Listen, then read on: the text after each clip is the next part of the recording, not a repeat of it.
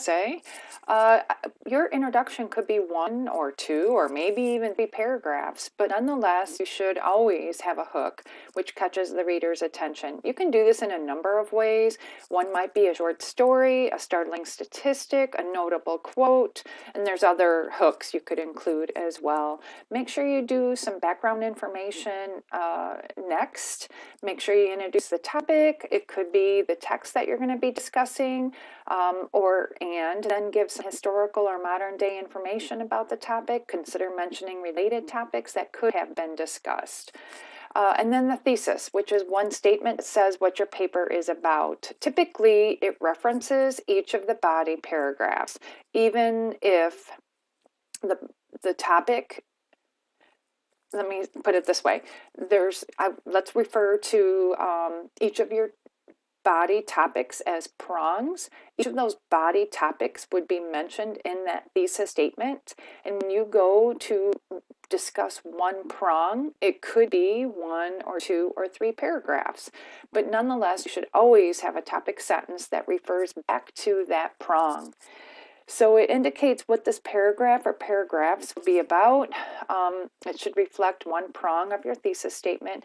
You will explain what you are trying to prove. You might define, you might infer, you're going to discuss that topic, and then you're going to provide support to back up what you say.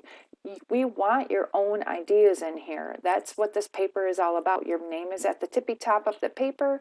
Everything in the paper is your idea, except it is cited. So just keep that in mind.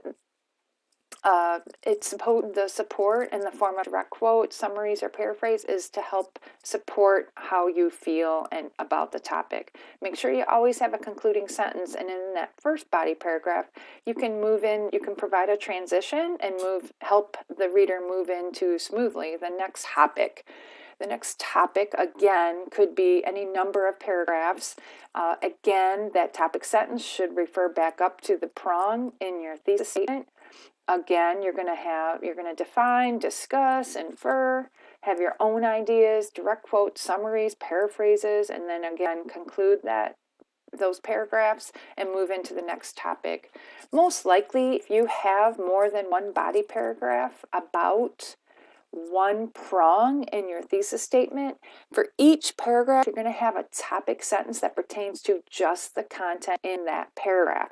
So maybe a prong might have a few paragraphs, but each of those paragraphs sound like they might be a subtopic of that one prong, and if so, that topic sentence should refer to that subtopic of that one prong. I know this sounds kind of strange, but hopefully you get the idea of what I'm talking about. Again, we always have to have a topic sentence. You always have to provide at least your own conclusions in this paragraph because it's your paper. We want to hear from you.